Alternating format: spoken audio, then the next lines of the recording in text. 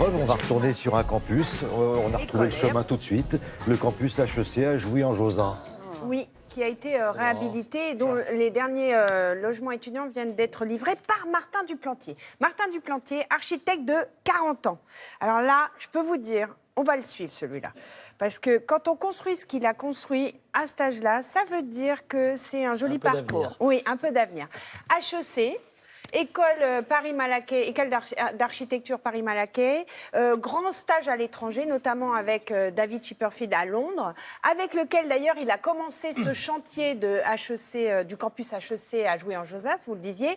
Campus qui a été inauguré par le général de Gaulle en 1964. Autant vous dire que la vie étudiante a un petit peu changé depuis 1964, donc il y avait besoin... Très bonne année par ailleurs, oui, évidemment. Fallait remettre un petit coup de peinture.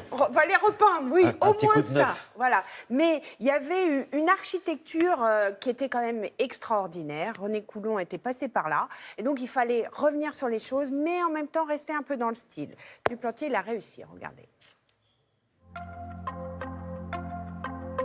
Le cahier des charges du projet, c'était de réfléchir à comment réactualiser l'ensemble des installations du campus HEC, mais aussi de penser à ce que le campus pourrait devenir en 2030, 2040.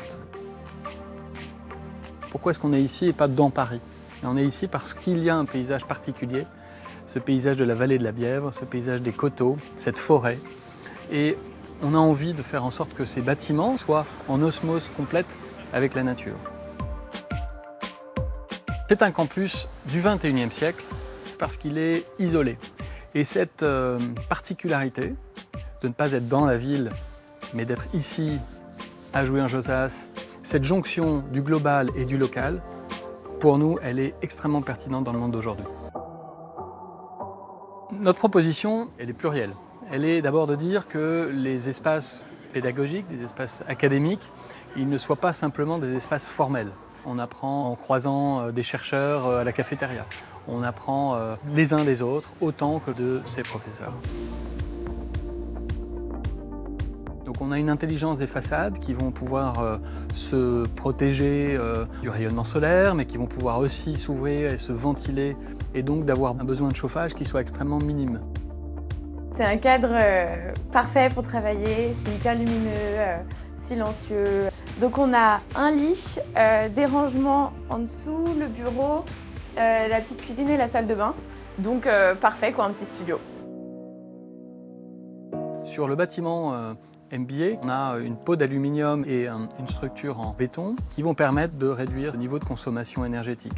Par contre, dans les bâtiments de résidence, on a souhaité avoir une structure qui soit la plus flexible possible. Parce qu'aujourd'hui, on a besoin de studios, de T1, mais demain, ce sera peut-être beaucoup plus de la colocation. Les prochains bâtiments qui seront construits le seront en structure bois. Et donc, le coût carbone de ces bâtiments-là sera évidemment drastiquement réduit par rapport à une structure béton. J'essaye en tout cas d'être un architecte responsable. Et finalement, ce que je fais moi au quotidien, c'est de tenter d'anticiper, et ça reflète tout à fait ce qu'on essaye d'apprendre ici à HEC. Il faut tenter, il faut oser, et il faut anticiper encore une fois les crises de demain. Vous avez vu un architecte engagé dans son époque, l'éco-conception évidemment incontournable. Voilà.